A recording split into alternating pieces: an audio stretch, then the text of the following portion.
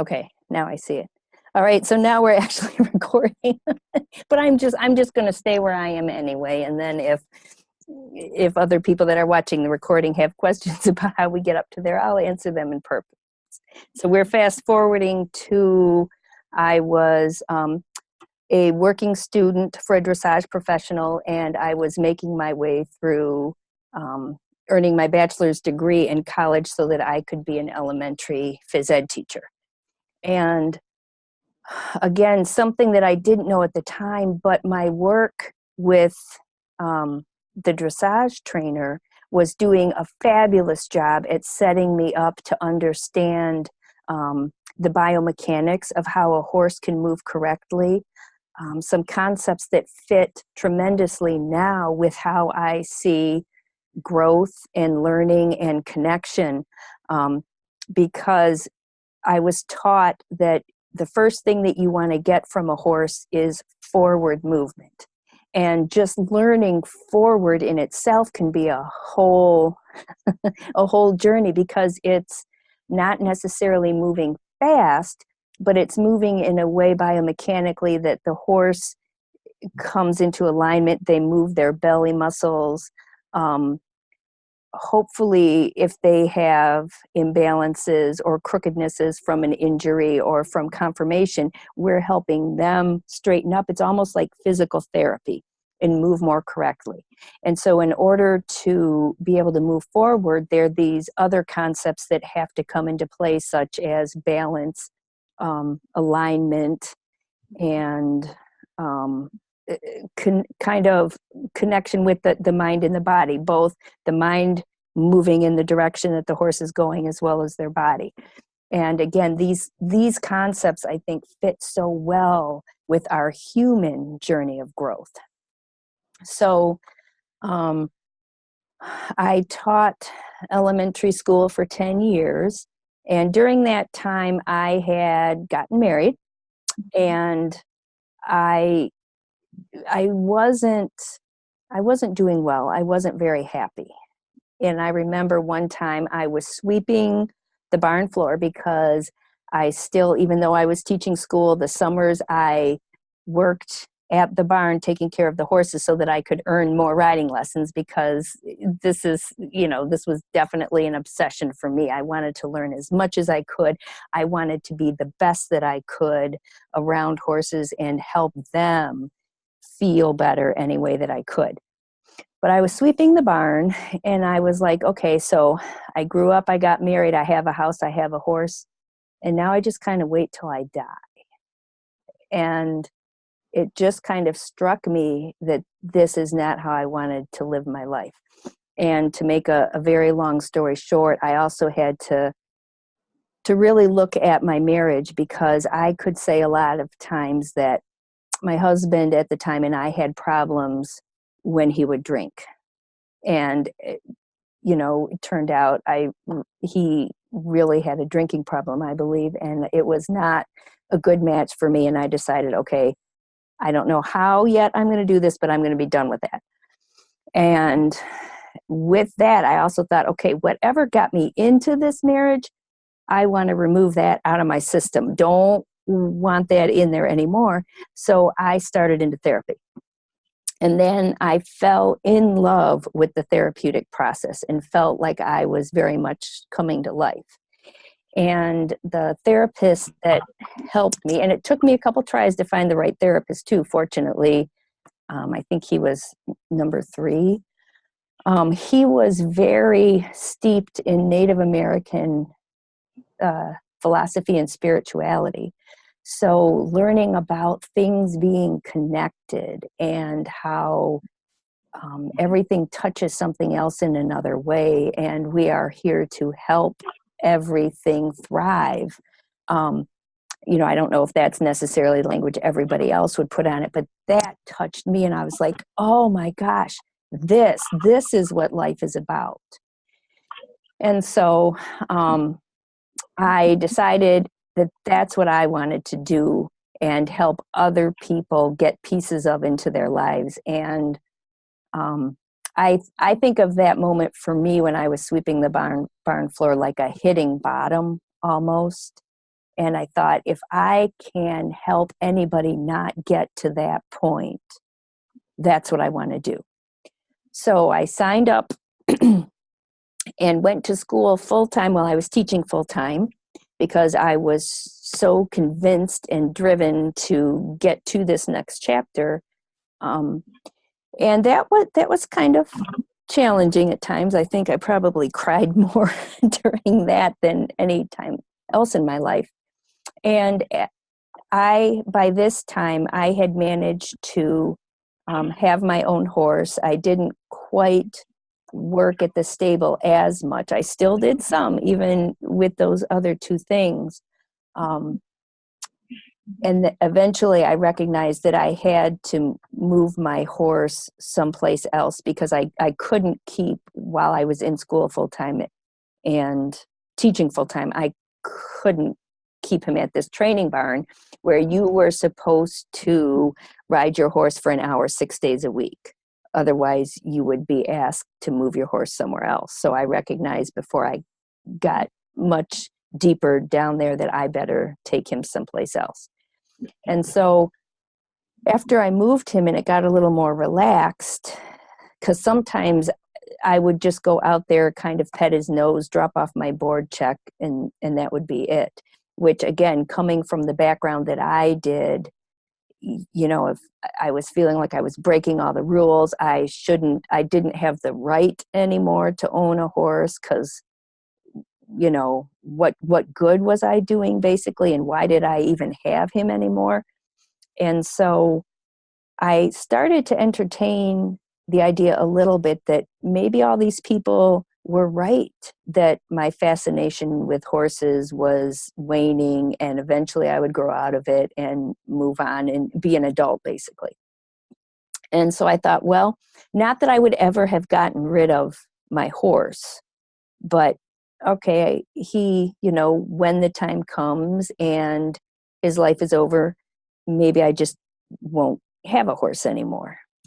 And so I don't think I even really shared that with anybody, because it was almost sacred. And I don't think I even recognized at the time how much conflict it was really causing for me, internal dissonance, basically. And so that kind of was there, and I didn't do much with it except have those thoughts. And then the lady that owned the barn where I kept Bob, my horse, was going to sell it, or she was moving, and her daughter was taking over the running of the barn, but not teaching the lessons. So she asked if I might be interested in teaching the lessons that she had, if any of her students were interested. And so I was like, okay, sure. And I'm thinking to myself, all right, I'll teach them until they lose interest, or, want to go pursue some other more in-depth horse activity. And that's not what happened at all. Once I started teaching again, I was like, oh my gosh, well, I really have to get myself back into riding lessons, because the students weren't quitting. In fact, I was getting more students there than I was. I left out the little tiny part that I quit teaching and opened up a private practice counseling. So I guess that doesn't weigh quite as heavily in my looking back anymore now as the whole horse journey, but that happened. So I was getting more riding students than I was counseling clients. And, being, all right, well, if I'm going to teach these kids until they get tired of this, then at least I should do it right. So once I, got myself back into riding lessons, and I had just an amazing instructor that she had enough of kind of I'll call it the spiritual element, enough of how horses move correctly, and enough of respecting the relationship that I could really, eat up everything that she was helping me with. And she also took anything that I offered into consideration too. So it was a great way for me to fall back into what was going to lead me to where I am right now. So, started taking lessons, and I thought it was going to be like a lesson a month. So it turned into a lesson every week. And then I had her come to the barn where I had my horse so that she could give clinics and teach my students, so that I'd kind of have help in knowing where I could get them or help them get. And then I ended up needing another horse because my horse Bob wasn't signing up to help teach other people. He would throw them and, just do some things that weren't so desirable. So I ended up with another horse, and then I had to move to a different barn, and then I got the horse that was supposed to be my big fancy dressage horse, because I recognized that I still wanted to, experience what it felt like to dance with such an equine athlete and do all the fancy stuff I never got to, because when I worked for the trainer, I would get the horses that came in that were a little unbalanced, maybe either in their body or in their mind, help them get better. And then when they were moving better and fun to ride, they moved on to the trainer, and I got the next one. So at that time, I was feeling like I never got to do what I was supposed to do as a dressage rider. And so I got this horse as a 2-year-old because I couldn't afford a horse that had already been trained, and had the qualifications that was way out of my price range to be able to do that. So my instructor said, yeah, you could do a baby. So I got a 2-year-old, and the 2-year-old that I got said no. And fortunately, he didn't have to say no in a very big way for me to listen. And I think some of this, I would love to say that it was all because I was so aware of what he was telling me and respecting his opinions. I hadn't quite got there yet, but what did happen was I became a mom. And all of a sudden, if I got hurt on a horse, somebody else was going to be impacted.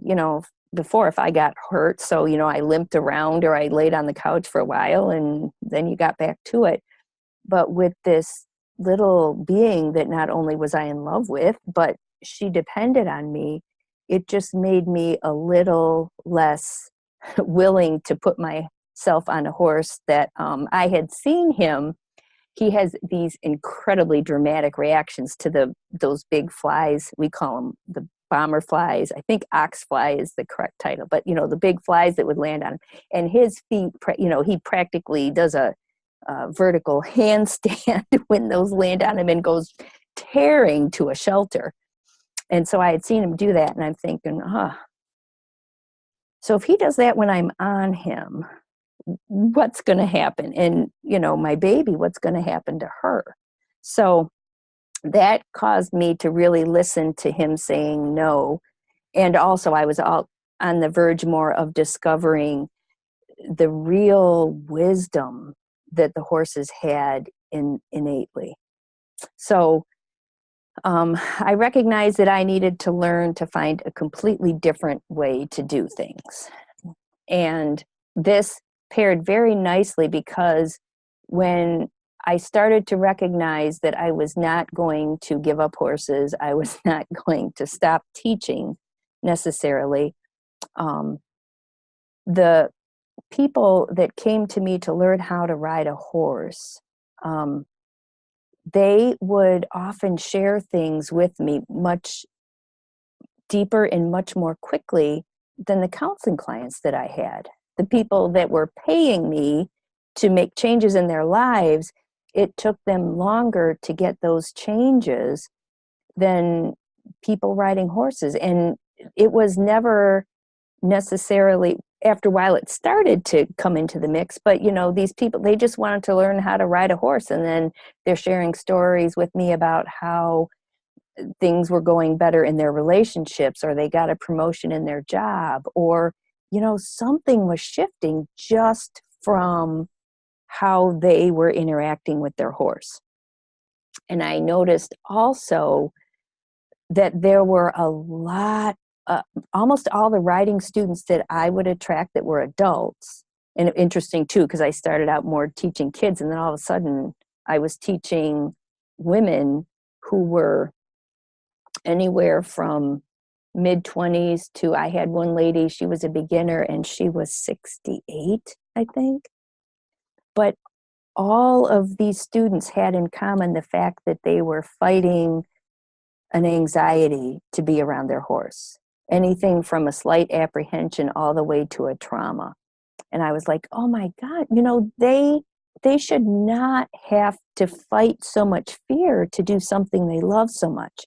And a lot of times in the big horse world, a rider that either admits to or shares that they lack confidence, they're not always embraced. They're told maybe, well, just get over it, just get on that horse. Why do you own it if you're not riding it? A lot of that sentiment and expectation that if you own a horse, you should be riding it, and you should be riding it a lot. And maybe even you should be riding it fast.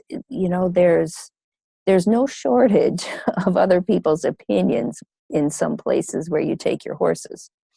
So knowing this, I thought, I need to help these riders. I need to help these horse people. And so I had kind of learned about Facebook and thought, oh my gosh, I need to have a Facebook business page. And I have no idea what to put up here, but I really like quotes. So I'm going to put quotes up there. And I started putting quotes from people you would consider to be masters of horses, whether it was dressage or natural horsemanship or working ranch, whatever it was. If somebody said something pretty cool and it had to do with a horse, I was putting it up there. And I, of course, was drawn a lot to the quotes that involved some type of emotions, like, we need to regulate our emotions, or we can have the horse help us get to a better place. And I also thought, with all of these masters taking the time to share this bits of wisdom about the emotions and fear, surely there's programs to help riders gain confidence. And so I started to look for those programs. And I discovered those programs didn't exist. They just shared these few words and that was it. So I thought, all right. And that was about the time where somebody suggested that I should do something at, one of the local horse expos. I'm like, okay. So I started offering classes or lectures on change your thinking, change your riding. And that encouraged me to really explore the power of our subconscious mind and positive thinking, which, now there's positive psychology and mindfulness and a lot of things that are, they kind of started working their way into the therapeutic world a few years ago, and they're getting a little bit bigger, and it paired perfectly with the horses. And so, by this time, I think I left out the part when I found out that I was going to be a mom when I was pregnant. I decided I didn't want to pay the rent on my office space anymore. And since things were heading in this really amazing direction, I would just move my counseling practice to the barn. So that happened in there too. I left that part out.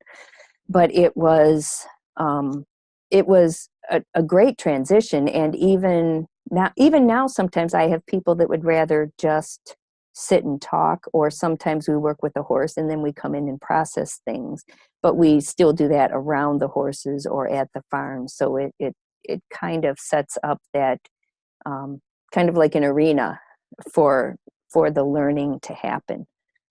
And the more that I witnessed people and horses growing together, the more that I really recognized that there was a whole lot of sentience inside of the horses. And I did have some trainings in different modalities of ways to incorporate horses into the healing work, specifically psychotherapy. And the education was valuable, and it wasn't quite the right fit for me, because my own opinion and what I experienced was the very essence of what really drew me to want to continue learning about horses and learning with horses and helping them. That wasn't um, that wasn't being nurtured in the healing work. And I completely believe that healing sessions not only have to be supportive, encouraging, and allow the human client to be able to um, incorporate what happens in that session to make things better for themselves, but it has to be healing for the horse too. Because one of the trainings that I had, I really felt that oftentimes the people, the human clients, were kind of um, led to a place of frustration. And that, I understand therapeutically that that can cause a breakdown, and then people are vulnerable and they can learn. But that wasn't how I wanted to do things. Even without horses, I'm not a very confrontive therapist or coach or teacher. You know, let's meet you where you are and help you get to a place of your choosing in your way. And if you weren't here to get help, or you came here to get help, not for me to beat you up or tell you how inadequate you are in some way, what is that going to do? In my opinion, nothing. Now, addictions counselors, they have their opinions on that too, but that's why I don't do that work. And just to sometimes in these other way of working, I understand too the projection, because we were taught, for example, not, if somebody asked about the horse, what's their name, even not to share it. Well, what do you think that horse's name should be? Or how do you think this horse would act? And to me, that felt, I don't even know if betrayal is the right word, but you know, here we have this wonderful animal that, first of all, is agreeing to participate in this session and has its whole own, I don't know if you can call it personality, but way of being and characteristics and temperament. And it felt, again, like I was going to betray my horse. Oh, well, I don't know its name. You know, what do you think its name should be? Like, really? I mean, even if the horse didn't get to pick its name, this is kind of how we identify it. And this is what I know that it likes, or know that it offers. And it also seemed a very organic way to initiate a relationship, because, you know, as humans, when we meet each other, we're kind of curious, well, what do you do? What do you like? How did you get here? And it helps us know how we can relate to another. And, you know, I thought, even if we only look at the mirror neurons, because that's one of those big buzzwords in equine assisted psychotherapy, it helps develop the mirror neurons. And they use that a lot when talking about any clients on the spectrum of autism, anywhere from Asperger's and up. You know, that's one of the areas that their brain might not be as well developed or equipped. And so I was like, well, I can't subject my horses to clients that I'm going to help frustrate, because all that negative energy, when this is the prey animal and that's how they communicate, I'm like, I just can't do it this way.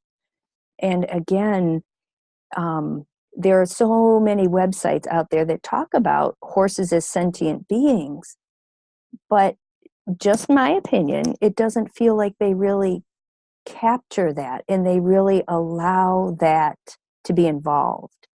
And so, you know, really taking the time to offer my horses an invitation and let them accept it it's becoming more and more the very framework for how I work with people and horses. And again, I got here from lessons from the horses. The horse that I got as the youngster that really helped me see things differently, he showed me a lot, because when I very first got him, when you would stand anywhere by his shoulder or withers area, back by his tail, he would swish his tail. And it didn't look comfortable. He would like hold his tailbone out, and it just looked weird. And I had never seen a horse do that. And so I asked a lot of people, well, not a lot, I asked a few people that I trusted, what is this about? And what do I do with that? And I got explanations from, well, you just keep doing what you're doing until they stop, kind of in that mode of compliance, or you have to tell them what to do and be the boss. Or I even had one instructor say, well, maybe that's something he did with his tail as he nursed. And I'm like, no, it's definitely a discomfort, but I couldn't find the answers. And it got less and less appealing to me to put him through training as I would have if he didn't have this opinion, because that's right, where I would put a saddle pad and saddle on him or myself, he was telling me, don't touch me there. So I was, again, not quite. I was a little conflicted and torn, because here is this horse that's supposed to be able to do all of these things, and was my dream. And I'm deciding not to do it. And I think that's when I really started to understand that maybe my dream wasn't what I thought it was anymore, that what I really wanted, and granted, I still think it would be fun to do all that stuff. I'm not going to say never, but that's not my journey with this horse, because what I really crave is that connection and that feeling of doing things together. And so I kind of just decided that I was going to follow my horse's lead and do what he wanted. And this was a horse too that if he didn't like, and I'll just use that term later on, I understood that he has a very low toleration of confusion, and it turns to frustration. And then instead of shutting down and going in like a lot of other horses would, he would leave. And he came with the very nice skill of being able to pull the lead rope from your hands and run.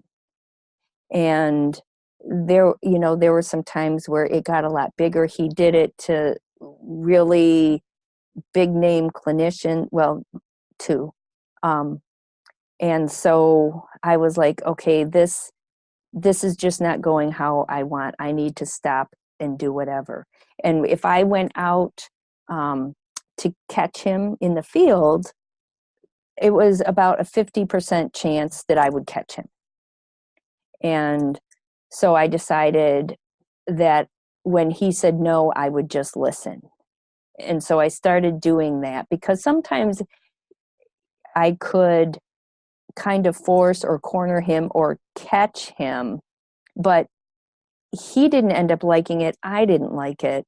And so I just decided from now on that unless, there was like, I don't know, the vet was coming or something, if he said no, I would honor that. And I also, most of us at the farm and in our community do energy work or have been Reiki trained or something. So I kind of just started doing energy work with him and just being, because even though he didn't necessarily want to do what I wanted him to do, he still kind of let me know sometimes that he wanted to hang around. He didn't necessarily want me to touch him, and he didn't want him to take him anywhere else, but he wanted to be where I was. And he would show me that, like I would just be standing in the field watching, kind of, okay, what do I do? And he would come and he would graze around me. and I would move to see, and he would graze there too. And I would walk to, pet him, and he would swish his tail and walk away. It's like, okay. And after a while, he got to where I could halter him, and I brought him in and started doing, the tension release technique that we do and some other things. And soon he started to want to come to me when I went in the field. He would come off the round bale. Sometimes he would trot up. And so to me, that was significant enough to pay attention, that there was something here that he wanted, but he wanted an opinion in how we did things together, which really started to become the framework that I took into healing sessions with people. So not to say that I don't have an idea or a lesson plan, if you will, an idea. I already said that, sorry. I have, all right, this client is new. I'm going to go out. I'll bring Annie in because she's my go-to. I can assess the situation and see where we go. And sometimes I'll take a client and we'll go out to the field with that intention, and a different horse walks up. And I've learned to really pay attention to when those things happen, because this part of the horses that we can't really explain, but we can honor and appreciate, this takes things to a level that, I, in my human way of thinking and being, I couldn't have gotten to. And so that is what, I really think our work as facilitators is not necessarily to have everything planned and under control and dictate to the horse their role, but more to create these spaces, kind of like the supporting container for the horse and the client to step in and be able to make sure that we're balancing safety, curiosity on both parts, and being able to let that unfurl as it may, because horses read our intention. And if I, as the facilitator, am holding the intention of maybe connection, alignment, forward movement, and that's all it has to be, and then watching what happens and reading what the horses tell us by, their signs of tension and relaxation, they end up facilitating the sessions. And that is what I've recognized there's not a lot of education about. Because I think there's horsemanship and riding and being with horses in that way. And then there's the healing work for the most part. Now there are starting to be more trainers that are, kind of standing in that. I like to call us the outliers, because we don't really fit in any other category. And I really hoping and want to offer to people a mode of education to be able to further their development as a facilitator, as a horse person, in a way that honors the sacredness of what happens when humans say, what happens when horses say, yes, I will step in and help with that. I will share. And to me, it's just a very organic way of letting things unfold. And so that is how I ended up where I am now, is really by watching what happened and being very curious about the horse's experience and their, I don't know if desires is the right word, their input, their opinions. And, a lot of times what's happened is that that sentiment and that, I don't know if I want to say theory, but philosophy, I guess. I thought, well, yeah, of course you can do that in these healing sessions, but then what happens when you want to ride your horse, or when you want, to really be able to do that different type of dance? And that was a little bit when, over a year now, we documented a little bit of Jewel's journey to prepare her for the cowboy dressage, to see if taking things at the speed of the horse, in the way that the horse would express opinions, will that meet the goals that you have as a rider? And it does. It works, and it's fabulous. Now, sometimes I think a trade-off is, we can't necessarily say how long it will take. Every once in a while, somebody will ask me, well, why don't you advertise yourself as a trainer? And I will say, well, because I'm not. Trainers can say, well, in 30, 60, or 90 days, I can have your horse doing this. And I can't promise you that. I can't. I won't. Because it all depends on how the horse responds and what the horse needs. And so, but if we are willing to help bring the horse more into their natural alignment and let them work through any of the apprehensions they might have about being with people, then they come more into their own and offer more to us people. And I'll share one little bit, and then I'll see if any of you have any questions or comments. My most recent experiment has been with my horse Annie, who is like one of the most phenomenal equine facilitators of all times.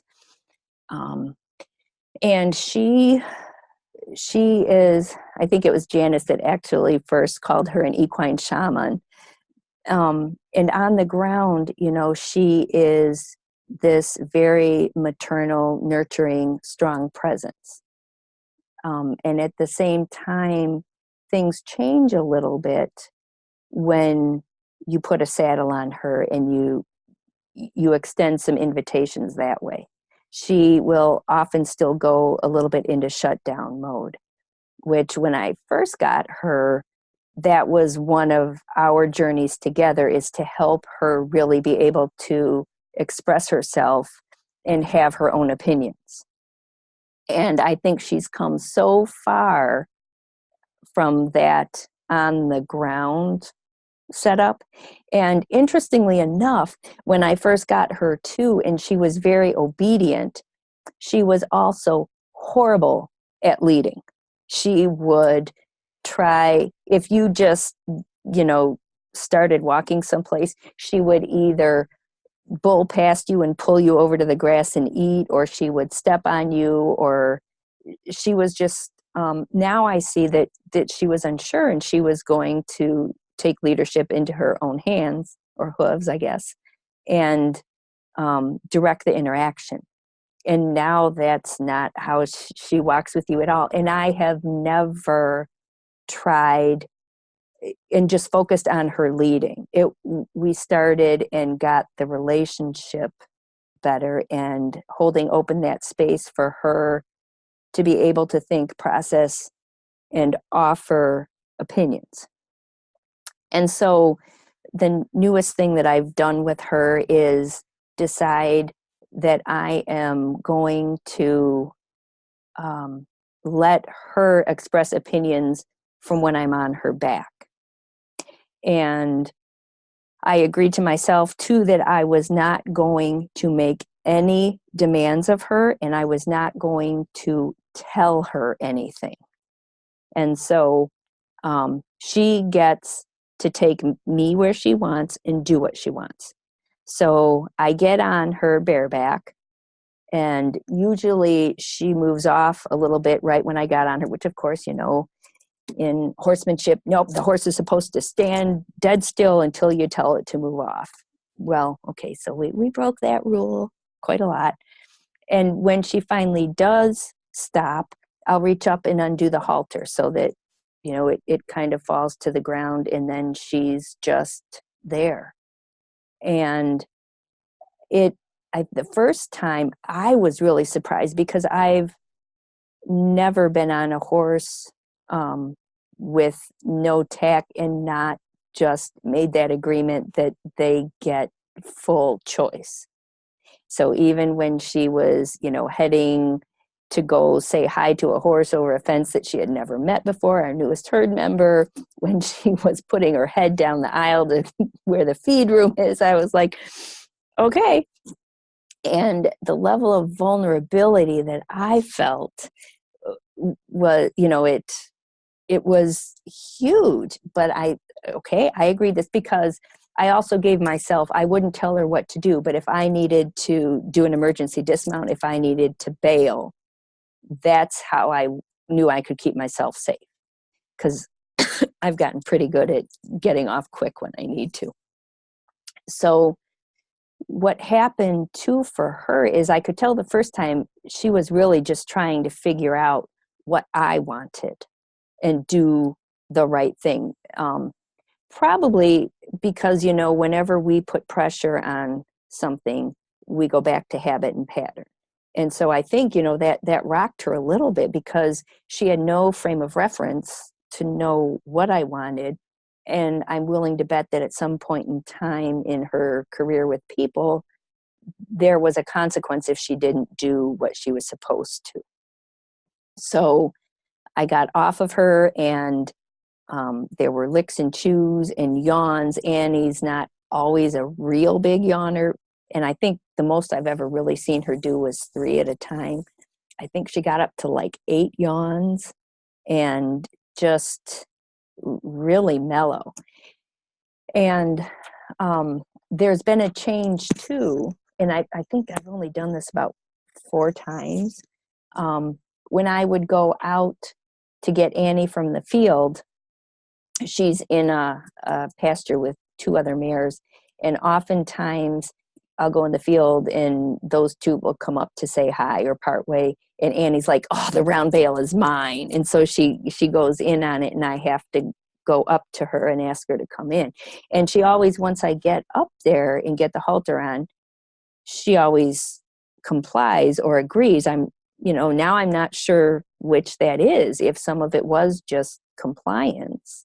But after, I think it was for sure the 3rd time, I don't know about the 2nd, it might have even started then, I would call her name and go into the field, and her head would come up and she would at least start towards me.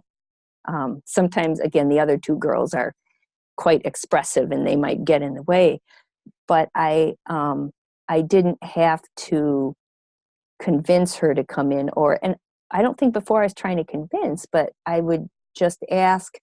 And I think there was a level of compliance in there that I didn't know was there. And so I think she's really enjoying this journey. And again, she, when I first got her, she was very tight-lipped. She didn't lick or chew. There wasn't a lot of connection that I could feel with her. And now I didn't know that could grow, and it is. So one of the things that I absolutely love about the journey of facilitating with horses is it keeps going, and there's more to learn, and there's more to do, and there's a better human to be operating on the input of my horses.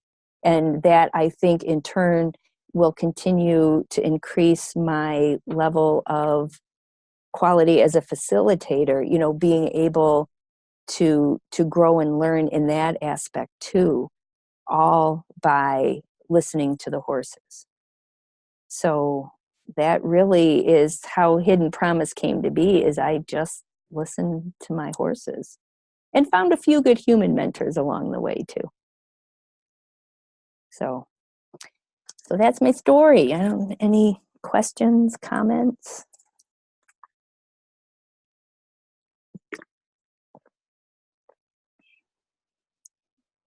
I have one.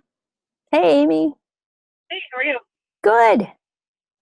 It's not quite about your story so much as about your story with Annie, and So how would you, trying to think of the right way to word this, distinguish between compliance and a horse that, I don't know how to put it in otherwise in human terms, like an easygoing kind of person that, or easygoing type of horse that is just okay with doing whatever that you ask versus being compliant and they might not really necessarily want to do it. Sorry, Well, I think maybe one of the I don't know, the way to measure, so to speak, is I think some horses like Annie will say, "Oh, okay, I guess I could do that," rather than, "Oh my gosh, yes, I want to do that." You know, just that level of difference. And I don't think there's anything out of line if you say, "Well, what do you think? Could you?" And they say, "I guess I could." You know, because there might not always be that level of I don't, you know, again, we're talking about horses, so I'm going to anthropomorphize a little bit, but there's just a different level of readiness to do that. And I think that sometimes we might not even know the difference until we start to get to know our horse and recognize their scale. Okay. And I think just the a physical way, I think, to tell a lot of this too is by, you know, those blinks or the muzzle, or if their eye looks soft, or if there's a little concern. Like Honey, our newest horse, she still has very worried eyes a lot. And, you know, that will take time. I get that. Of course, I want her to be fine now because I don't want her to have to worry. But, you know, she gets like just these little creases here at the corner. And I don't know, you know, again, we're kind of expanding our circle, but outside of lots of our little pockets, that's not something anybody was really taught to pay attention to. And so it'll just take time and consistency. And actually, she's starting now to feel of me, I would say. And like when we're leading, she goes with, I feel like she leads from my feel instead of just my body language, where my skeleton and bones are, rather than where my intent and my heart is. And that's it, you know, that's a little bit harder to put into words because it's a feel, but it's little, and there's just moments, because that has to be a scary place for her to be, because she was taught very specific places to be. This means this means that, this means the other, and there was probably a consequence if you didn't get it right. And now it's just like, hey, where do you want to stand? And she's like, oh my God, I don't know. And so, you know, just letting her explore, okay, did you really mean that? Okay, maybe I can breathe a little bit. So all of that, sorry, I guess a little tangent, but to answer the question, by the more that we get to know our equine partner, our equine facilitator, the more that we'll get clues into those things. And one of the most wonderful things is they are so forgiving in their nature. If we misread a little bit of compliance for being eager, you know, they're not going to hold it against us, and we're not going to do any harm to them. Now, if you know, you get your horse in an area, or you're going someplace and it really, like Chamba, she really lets you know, nope, I'm not comfortable, I have to leave. For whatever reason it is, you know, then we pause and take care of that, and, you know, either explain things differently or say, well, okay, I guess we'll shift gears a little bit, or either, yes, but I understand, and you still have to get on the trailer, or all right, maybe we won't do that today. So, that help any? Yeah. Thanks. Sure. I certainly did not have her in mind when I asked that question. She's pretty easy to tell when she doesn't want to. Well, see, but it was just such an easy example, and I feel like since I'm always talking about my red horse and his opinions, I could borrow one of yours.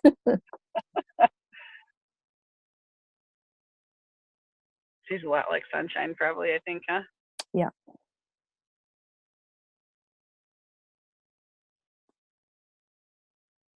That was it. Okay. Well, thank you. Mm-hmm. Any other questions, comments?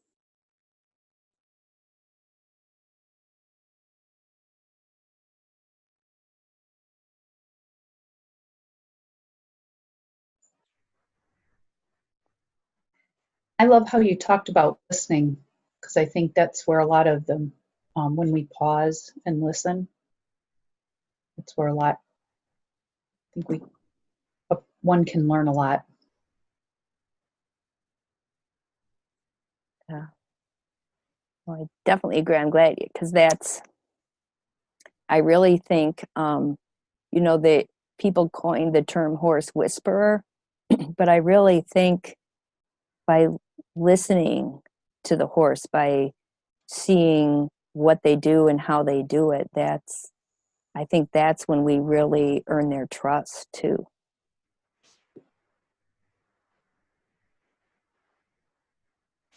It's a game changer because it totally changes the paradigm of how one chooses to interact and connect. And I think that's what some of the greats knew. They took the time to listen to their horses. They got very astute at listening and took the time to do it. Yeah, I think that's a key too, is taking the time, because we're in a lot of the rest of the world, we're so pushed for time or rushed, and there's deadlines that we have to meet. School's over at a certain time, you got to get your kid. Oh well, I don't feel like it right now. It doesn't really work. I'm listening to my horse. My horse said, nope, not time yet.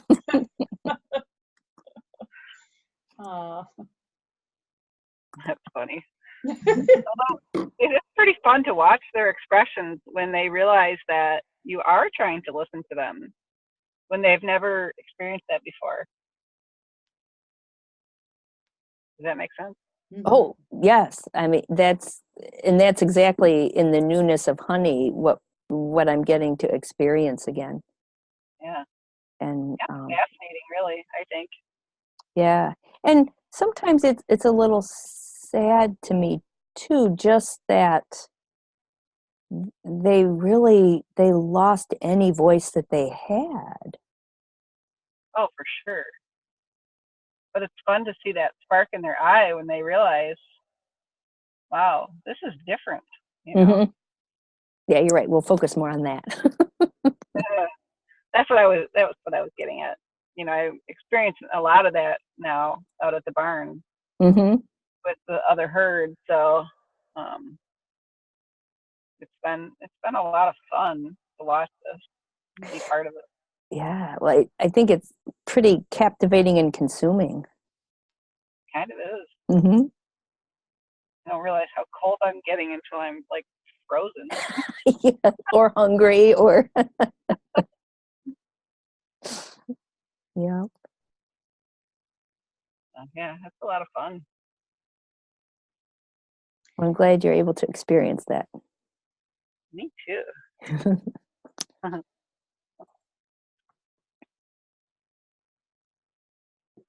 Yeah, I think there's so many people that are looking for that big aha moment in performance with their horses, and they don't realize sometimes what they're missing, where the real magic is happening. Mm-hmm. Because if I'm not watching and listening, then it just passes you by, and then they just go like, well, why?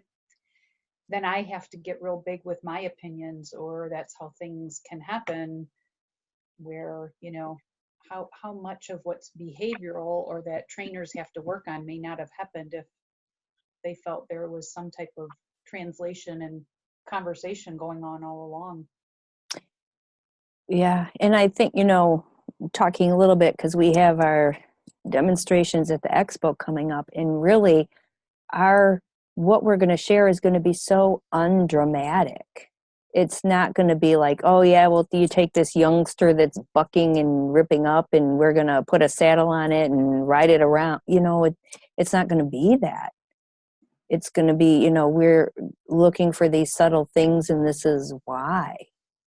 And my hope would be, there's a difference between a horse that's running and bucking because it's fun, or it needs to give itself a little bit of a chiropractic adjustment or something, or me pushing it to a place of imbalance, whether it's physically or mentally, and causing it to buck.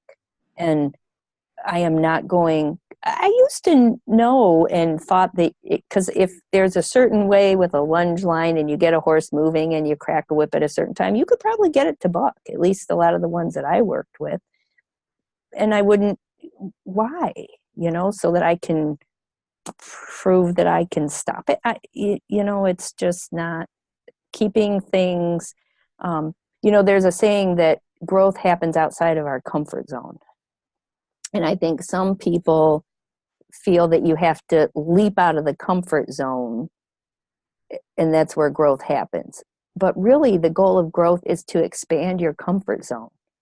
And so I think with horses, and a little bit with the people that I love to work with the most, and I think respond well to my ways of doing things, what if we take you up to the edge of that comfort zone and then gradually move it out so that nobody gets too scared? I mean, it'll be a little uncomfortable because you're doing things differently, but we don't have to scare the bejesus out of you. We don't have to get you so off balance that it kicks, some other system into red alert.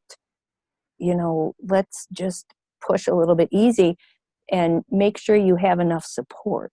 And I think that is one of the key things too, and like why, just for me, it's getting easier to talk about this and share this, because I feel like our supportive community is growing. The people that understand and get it,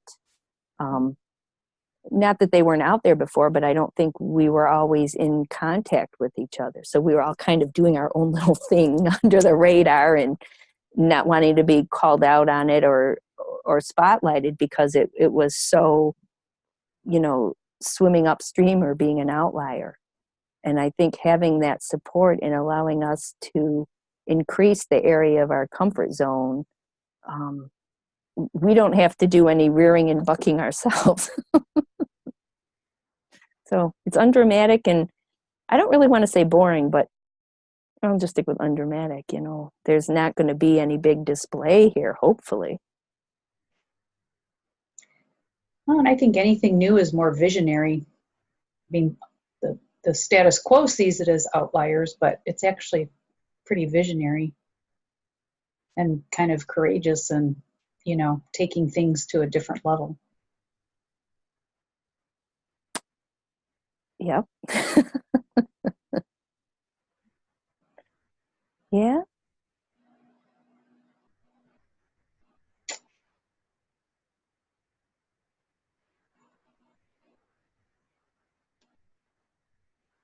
So, all right. Well, my time here, there's somebody waiting to come in my little borrowed room at the library here. Oh, okay. So, Alexandra, did you anything to say or questions or? I just think it's so amazing, the level that you have listened to the horses all the time. I love that. I think it's